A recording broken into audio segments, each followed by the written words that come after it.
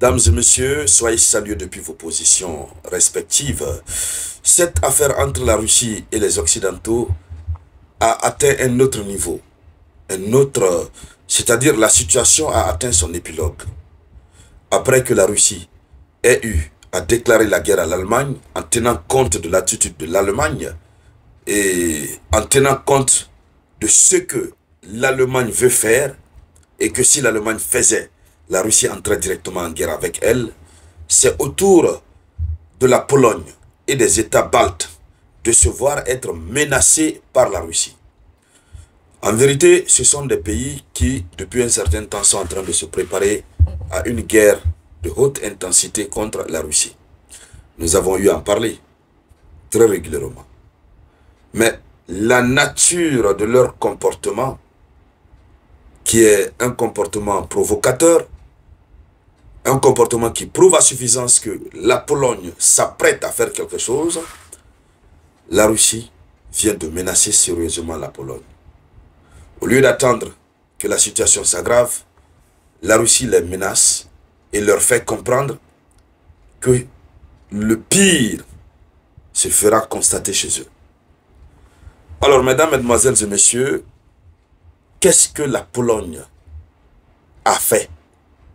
Et quel est le contenu de la menace très sérieuse que la Russie est en train d'adresser, ou la Russie a adressé à la Pologne et aussi les États baltes? Et donc, dans le cadre de cette vidéoconférence, c'est bien sûr de cela que nous allons parler. Mais avant de continuer, acceptez volontiers de partager cette vidéoconférence. Partagez-la au maximum dans tous les groupes possibles. Mettez beaucoup de j'aime. N'oubliez surtout pas de cliquer sur s'abonner. Veuillez vous abonner, cela vous permet de ne plus rater nos vidéoconférences. Allons-y dans les profondeurs, chères dames, chers messieurs. Avant d'aller sur ce que la Russie a eu à dire, qu'est-ce que la Russie a dit comme menace? Essayons de voir d'abord ce qui se passe en Pologne. Vous savez, depuis 2024, et la Pologne et l'Allemagne ont lavé leurs deux mains pour dire que ces pays ne sont plus dans le soutien matériel à l'Ukraine. La Pologne, tout comme l'Allemagne, avait brandi sa situation économique très déficitaire. Mais chose incroyable, la Pologne qui a dit qu'elle n'avait plus de moyens financiers pour soutenir l'Ukraine, la Pologne avait un programme de préparation de ses citoyens à une éventualité d'un conflit armé, donc à les préparer à une guerre. Ce programme existe depuis 3 ans. Et le conflit en Ukraine a déclenché quand? Ça a été déclenché quand? Depuis 2022. Donc approximativement 2022, 2023, 2024, 2025, ça veut dire c'est à la même période qu'ils ont monté ce programme. Puisqu'ils avaient à l'esprit qu'à un moment donné, la Russie pouvait se retourner contre eux. Sachant comment eux sont en train d'aider l'Ukraine. Donc ce programme dormait depuis tout ce temps. Et ce n'est que récemment qu'ils ont réanimé ce programme de formation militaire pour les citoyens. Si la France se prépare à un conflit de haute intensité contre la Russie, en distribuant des manuels de survie à ses concitoyens, la Pologne, elle préfère payer des primes. Tout citoyen qui accepte d'aller passer une journée avec l'armée et après recevoir quelques formations, une formation de 1 mois, la journée que vous passez avec l'armée, on vous paye une prime. Donc, c'est comme une sorte de prime d'incitation. Alors, les citoyens sont en train de se bousculer pour aller passer la journée avec l'armée. Donc, le programme comprend 2 éléments. Une journée avec l'armée et 1 mois de formation. Pour ceux qui ne le veulent pas, peuvent se limiter d'abord à une journée avec l'armée. Au cours de cette journée, on les apprend au maniement des armes. Selon les autorités polonaises, il faut familiariser les citoyens avec le maniement des armes pour que la société polonaise soit prête à toute éventualité. Donc, eux-mêmes savent que la Pologne est en train de provoquer la Russie, donc il faut préparer les citoyens. Alors, on leur donne de l'argent pour aller. Et donc, ils sont en train de se préparer. Et c'est tout ça qui envoie un message très fort à Vladimir Poutine. Et la Russie a avancé la menace, qui n'est pas seulement qu'une menace verbale. Alors, allons-y dans les profondeurs. Je vous demande de partager la vidéoconférence. Partagez-la au maximum. Ce qu'il faut déjà dire, on a le maire de Varsovie. Je crois que c'est la capitale. Le maire de Varsovie s'appelle Rafal Zakowski. Rafal Zakowski a rendu public. Il a diffusé les images de sa participation à la session de formation.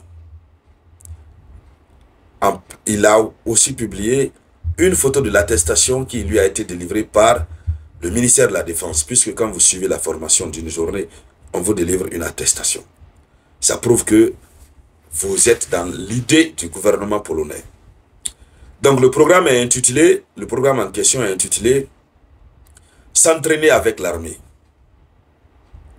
Alors, la formation d'une journée qui permet de se familiariser avec le maniement des armes, les techniques d'autodéfense, les premiers secours et la survie dans des conditions difficiles. Donc, pour une seule journée, voici ce à quoi on les forme. Premièrement, se familiariser avec le maniement des armes. Deuxièmement, les techniques d'autodéfense. Troisièmement, les premiers secours et la survie dans des conditions difficiles. Alors, voici ce qu'on les apprend la première journée. Ceux qui veulent se retournent. Ceux qui voudront revenir après peuvent venir après pour passer une formation, cette fois-ci de longue durée. Donc, ça veut dire que les citoyens polonais sont en train d'être formés tous comme des militaires. Alors, le maire de Varsovie, il dit ceci. Il déclare que c'est un excellent moyen. Il dit c'est un excellent moyen, voilà, de se remémorer ou d'acquérir de précieuses compétences. Voici ce qu'il a écrit sur son réseau social. En ajoutant, voici ce qu'il a ajouté. Il dit, mieux nous sommes préparés, plus notre société pourra résister face à toute crise. Donc, il se prépare vraiment. Alors, c'est à l'image des voisins de la Pologne, hein, les États baltes. Mais ce qui est curieux, comme on le disait au départ, la Pologne qui disait qu'elle n'avait pas d'argent pour financer, pour payer des équipements militaires, la Pologne qui fait partie de l'Union européenne, de l'OTAN, dont les pays membres ont dit carrément à Donald Trump qu'eux, ils ne peuvent pas augmenter leur PIB pour des questions de défense. Curieusement, la Pologne, cette année, a augmenté. Non, oui.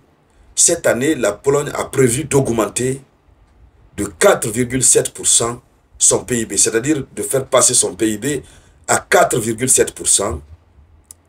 Et oui, non, je fais erreur. La Pologne a décidé de consacrer, voilà, j'y arrive. La Pologne a décidé de consacrer 4,7% de son PIB à la défense en 2025. 4,7% de son PIB consacré à la défense. Pendant que Donald Trump avait dit de consacrer 5%, les pays européens ont tous pleuré, ils ont refusé. Alors, la Pologne multiplie des programmes d'enseignement militaire de base pour les citoyens. Donc, il y a la journée d'initiation et il y a la formation d'un mois. Tout ça, c'est rémunéré. Ils payent de l'argent pour ça. Alors, en cas de guerre, qu'est-ce qu'ils vont faire en cas de guerre? Le Premier ministre polonais, Donald Tusk, a lancé l'idée d'un nouveau programme pour chaque adulte en Pologne, soit formé en cas de guerre. Alors,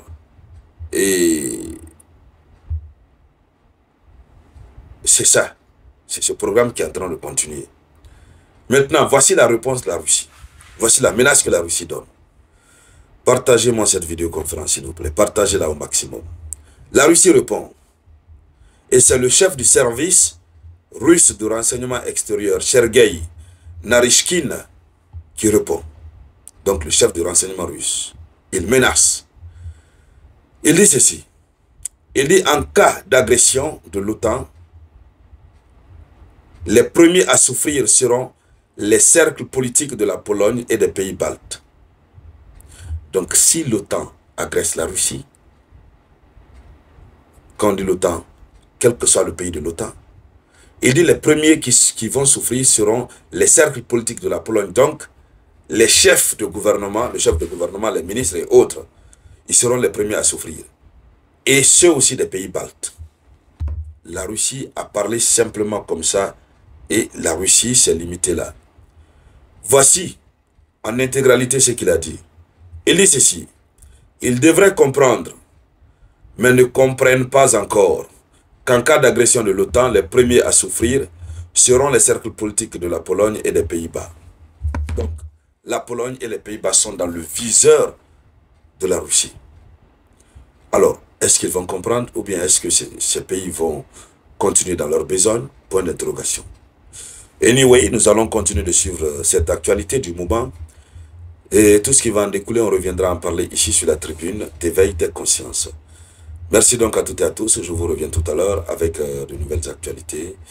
C'était la voix de votre unique samouraï.